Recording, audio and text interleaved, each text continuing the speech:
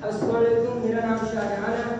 मैं सरगोदा हीराफाड़ी कोरी इंस्टीट्यूट से तालीम हासिल कर रहा हूँ और मेरी क्लास है ET1 फर्स्ट ईयर।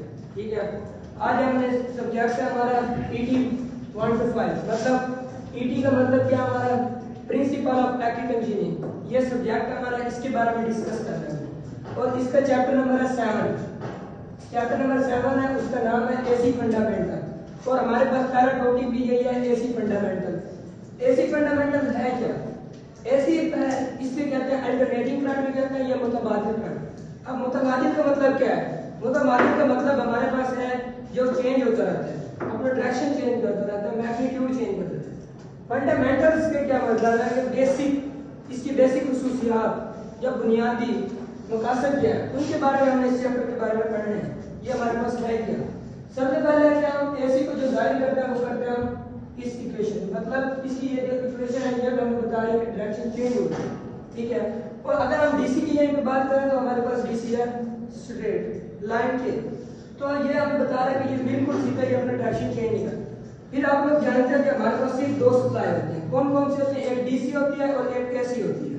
ठीक है, अगर हम AC की बात करें तो AC जो है वो बहुत ज्यादा यूज होता है। ठीक है, फिर अगर हम DC की बात करें तो DC बहुत मखसूस जगह पे यूज होता है, जैसे कि ये इलेक्ट्रोप्लेटिंग हो गई, बैटरीज हो गई, इन चीजों में ज्यादा होता है, बाकी जगह पे ये बहुत कम यूज होता है।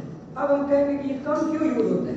कम यूज इसलिए कि इससे थोड़ा यूज करना थोड़ा मुश्किल होता है क्योंकि ये सोलर प्लेट से यूज है, और AC को कम ज्यादा होता है करना आसान।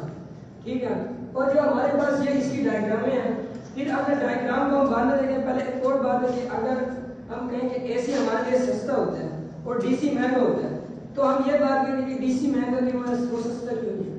तो हमारे जो जगह पे इस्तेमाल होता है, जैसे हम कहते हैं कि भाई AC यूज होता है दुकानों में, घरों में, फैक्ट्रियों में, तो हमारी जो वायरिंग होती है वो AC की होती है। पहले अगर हम DC में करें तो हमें पहले इन्वर्टर लगाना पड़ेगा, फिर वो बिजली को DC में लेगा, फिर इनको कन्वर्ट करके AC में देगा। और अगर हम AC में नहीं होंगे हमारे पास, तो हमारे पास ये बल्ब है ना, ये बल्ब, इससे पहले AC में सप्लाई चाहिए। अगर हम पीछे से DC में करते हैं तो पहले ये इन्वर्टर लगेगा, वो इन्वर्टर लेना पड़ेगा, फिर वो AC में सप्लाई को कन्वर्ट करेगा, फिर वो इस लाइट को देगा, फिर लाइट जलेगी।